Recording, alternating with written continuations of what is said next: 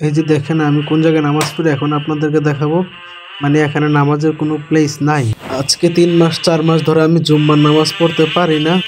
ইউরোপে আমরা আছি কিন্তু সঠিকভাবে নামাজ পড়তে পারি না। কিন্তু এখানে আমরা 5 ওয়াক্ত নামাজ আদায় করি।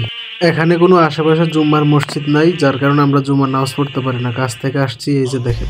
তো যার কারণে আমরা নামাজ পড়তে পারি না। আমরা এখানে একটা টাঙ্গাইয়া এই যে ছামিয়ানাটা টাঙ্গাইলাম আমরা, উপরে ঝোলাই রাখছি, এখানে আমরা নিচে নামাজ পড়ি। আশেপাশে এর অবস্থা খুবই খারাপ, কারণ এখানে রেস্টুরেন্টের যত পরিত্যক্ত মাল আছে সবগুলো এখানে ফালাই রাখে।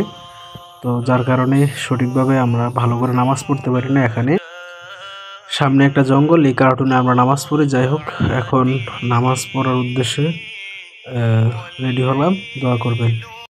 সাল্লাল্লাহু আলাইহি ওয়াসাল্লাম সাল্লাল্লাহু আলাইহি ওয়াসাল্লাম সাল্লাল্লাহু আলাইহি ওয়াসাল্লাম مولاي صل وسلم دائما ابدا على حبيبك خير الخلق كلهم مولاي صل وسلم دائما ابدا على حبيبك خير الخلق كلهم আসলে নামাজটা সঠিকভাবে পড়তে পারি, মানে জুম্মা নামাজ বাদে সব নামাজ আলহামদুলিল্লাহ সঠিকভাবে আমরা আদায় করি।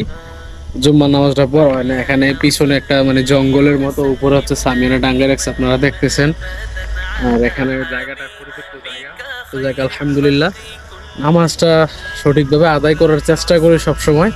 কাজের ফাঁকে এসে এখন নামাজটা পড়তেছি।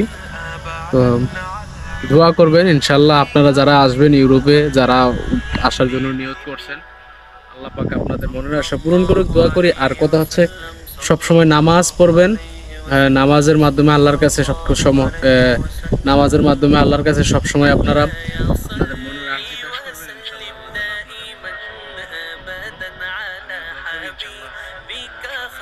ইনশাআল্লাহ আসসালামু আলাইকুম।